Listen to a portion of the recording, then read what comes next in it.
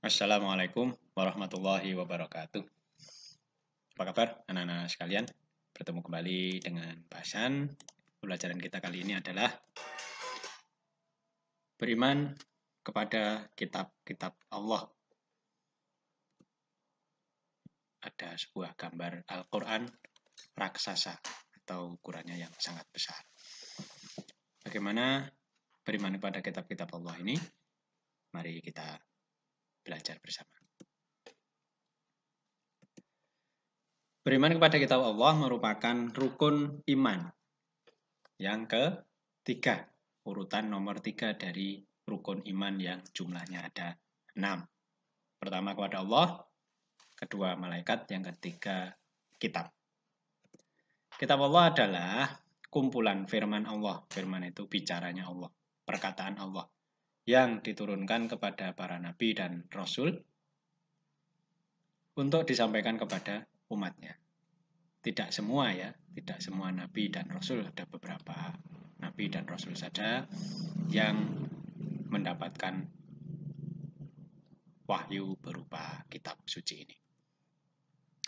Beriman kepada kitab Allah berarti meyakini bahwa Allah SWT telah menurunkan kitab-kitabnya kepada para rasulnya.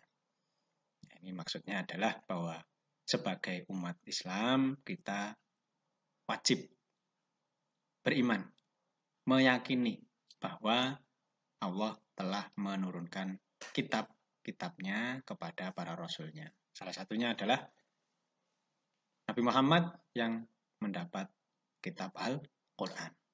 Nah, artinya apa? Kita wajib meyakini bahwa benar bahwa kitab suci itu diturunkan kepada Nabi Muhammad. Kitab-kitab tersebut harus dijadikan pedoman hidup.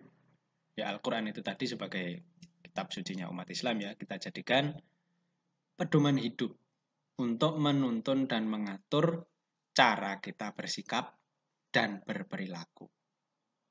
Guna agar mencapai keselamatan dan kebahagiaan di dunia dan di akhirat. Ya, di dunia ya di akhirat. Di dunia kalau kita mau bertumpu atau berpedoman pada kitab sucinya Allah, insya Allah kita akan selamat, akan bahagia. Apalagi di akhirat nanti.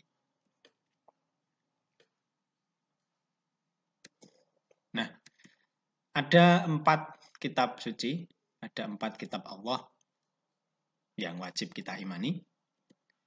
Yang pertama, kitab suci Taurat. Kitab suci Taurat diturunkan kepada Nabi Musa alaihissalam. Kemudian ada kitab Zabur yang diturunkan oleh Allah kepada Nabi Daud alaihissalam. Kemudian ada kitab Injil diturunkan kepada Nabi Isa alaihissalam. Dan yang terakhir adalah kitab suci Al-Quran yang diturunkan kepada Nabi Muhammad SAW. Nah, 4 kitab suci inilah yang wajib kita imani adanya. Ya, ada kitab Taurat, ada kitab Zabur, ada kitab Injil, ada kitab Al-Quran.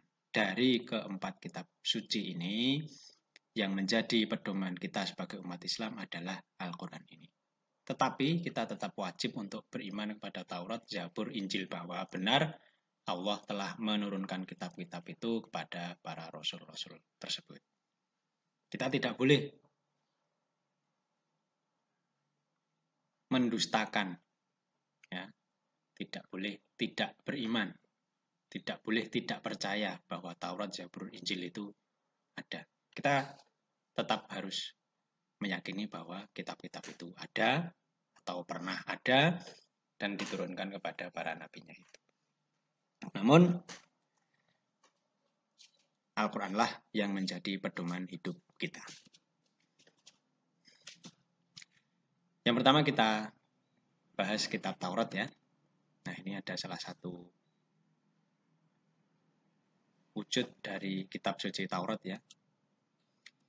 Disebut juga Ten Commandments atau 10 perintah Tuhan. Yang mana ini populer disebut sebagai 10 perintah Tuhan karena beberapa isinya gitu. Yang paling penting adalah 10 perintah Tuhan itu. Ada salah satunya adalah untuk berbakti pada orang tua, menghormati hari Sabat, gitu ya, dan lain-lain sebagainya. Kemudian kitab Taurat ini berbahasa Ibrani. Ini salah satu bahasa yang masih digunakan sampai hari ini oleh orang-orang Israel. Kemudian diturunkan kepada Nabi Musa saat beliau berada di Bukit Sinai yang ada di negara Mesir ya saat ini, di Semenanjung Sinai namanya. Nah, kitab Taurat ini untuk Bani Israel, untuk kaumnya Nabi Musa. Kemudian kitab Zabur. Ada salah satu wujud dari kitab Zabur ya. Berisi nyanyian, puji-pujian, nasihat, zikir, doa-doa, dan hikmah. Ya, isinya seperti itu ya. Nasihat tentang kebaikan, zikir, mengingat Allah, doa-doa, dan hikmah. Hikmah itu adalah bagaimana beribadah dan manfaat-manfaatnya. Itulah hikmah. Kebaikan-kebaikan hidup ya.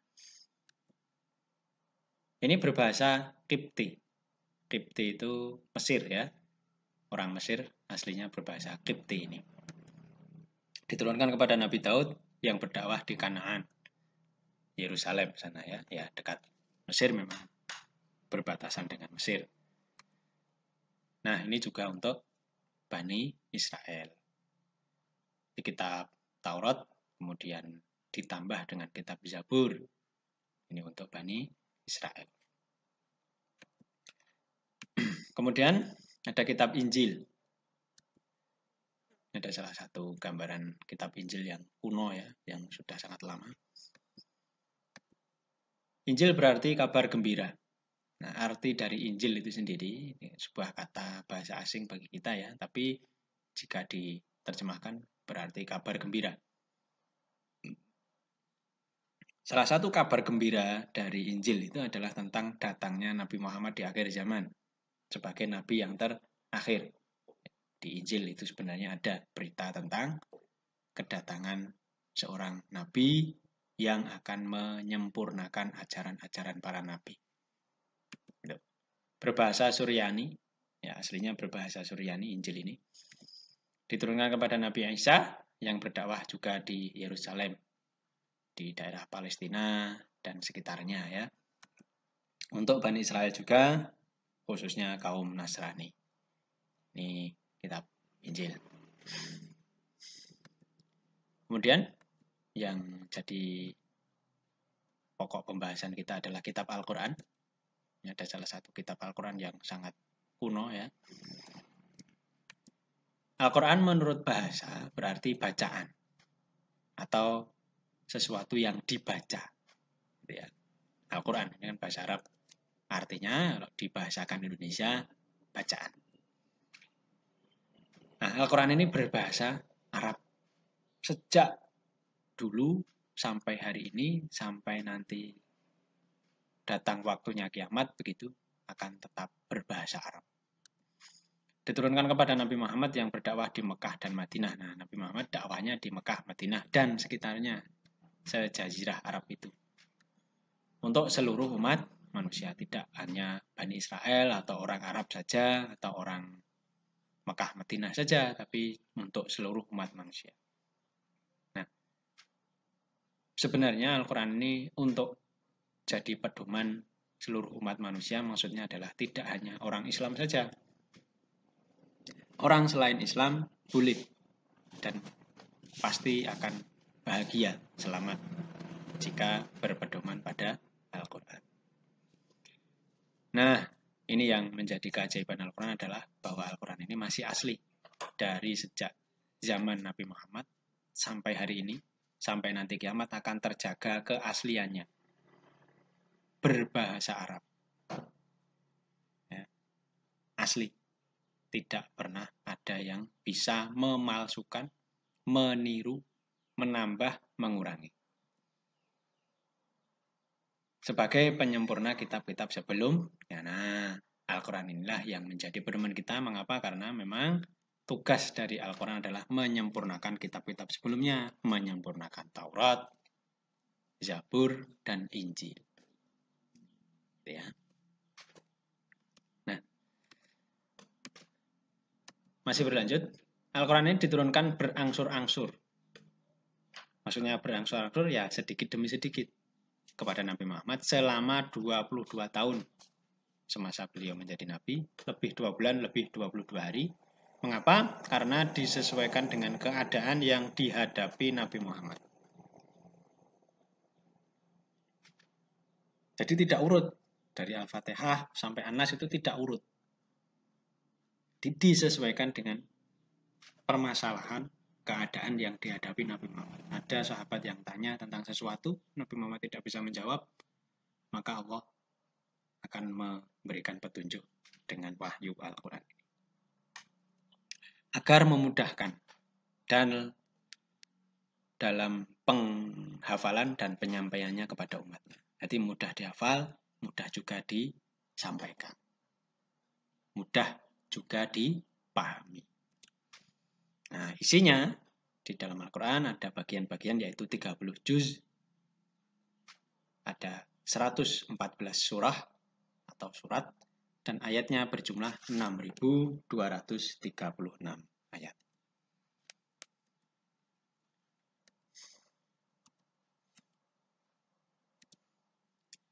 Masih tentang Al-Quran, yang pertama turun, maksudnya dari bagian Al-Quran tadi ya, sebanyak 114 surah, ribuan ayat itu tadi, yang pertama turun kepada Nabi Muhammad, diwahyukan kepada Nabi Muhammad adalah surah Al-Alaq. Ayat 1 sampai 5. Berarti tidak seluruh surah. Surat Al-Alaq itu ada 19 ayat. Tapi yang turun pertama kali ayat 1 sampai 5. Saat Nabi Muhammad, saat itu Nabi Muhammad berada di Gua Hira pada 17 Ramadan. Nah, maka tanggal 17 Ramadan ini diyakini sebagai saat waktu pertama kalinya Al-Quran diturunkan. Maka disebut dengan istilah Nuzulul Quran. Turunnya Al-Quran. Ini menjadi pertanda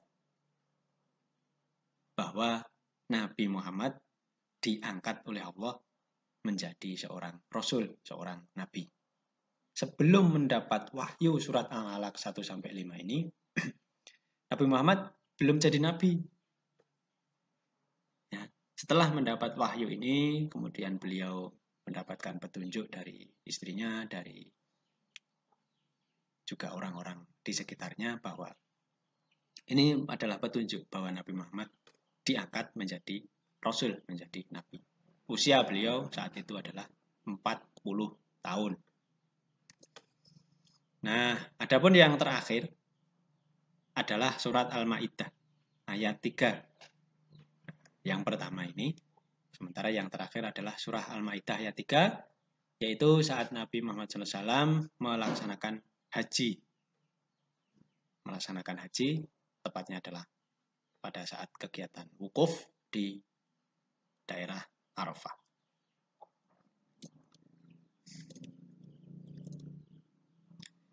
Kemudian yang juga perlu kita ketahui adalah nama lain Al-Quran. Al-Quran punya nama lain ya.